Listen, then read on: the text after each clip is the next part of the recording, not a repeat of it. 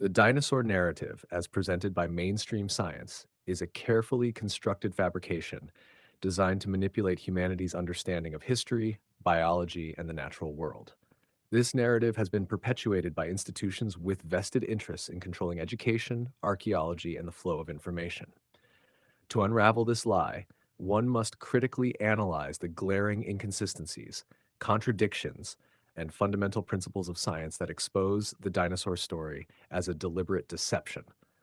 By examining the evidence or lack thereof through the lens of immutable natural laws and logical reasoning, the truth becomes undeniable to any thinking person. The first flaw in the dinosaur narrative lies in the alleged discovery and presentation of fossils. The overwhelming majority of dinosaur discoveries consist of fragmentary remains that are pieced together to create entire skeletons. These reconstructions are often based on speculative interpretation, with missing bones fabricated entirely to fit preconceived notions. The existence of complete skeletons is rare, and even these are often composites of different specimens found in disparate locations. Fossilization itself is an extraordinarily rare process requiring precise conditions that are statistically improbable on the scale claimed by the dinosaur narrative. The idea that millions of massive creatures lived, died, and fossilized across the planet over millions of years is inconsistent with the principles of geology and decay. Biological material does not survive the natural processes of decomposition and erosion over such vast timescales. Yet we are told that dinosaur bones not only endured but were preserved in pristine condition for millions of years. This defies the laws of entropy, which govern the breakdown of organic matter, and raises serious questions about the authenticity of these so called fossils. Further scrutiny reveals that many of the dinosaur bones displayed in museums are not bones at all, but replicas made of plaster, resin, or other synthetic materials. The original bones, when they do exist, are often kept out of public view, locked away in the private collections of institutions. This lack of transparency is a red flag, as it prevents independent verification and critical examination of the evidence.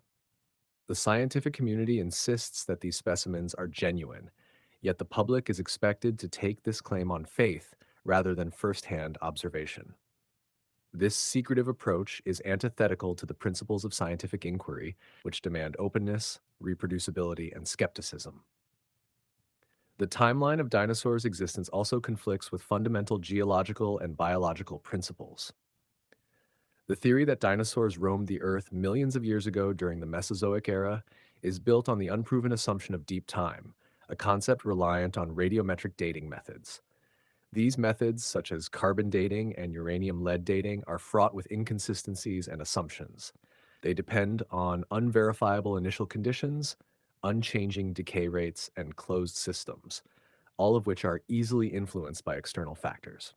The dating of dinosaur fossils is therefore speculative at best and manipulated to fit the desired narrative at worst.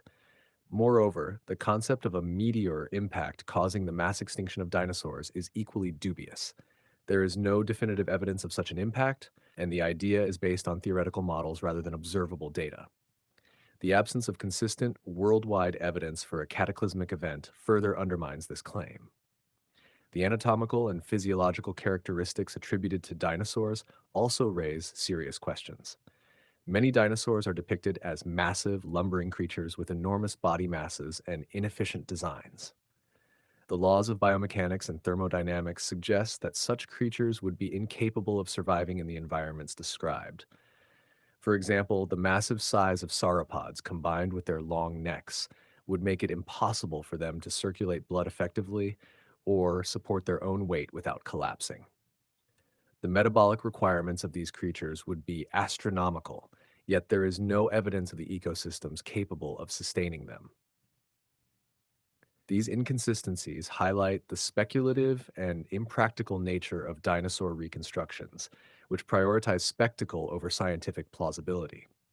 The paleontological community's reliance on artistic interpretation further discredits the dinosaur narrative. The appearance, behavior, and even the existence of feathers on dinosaurs are often inferred rather than observed.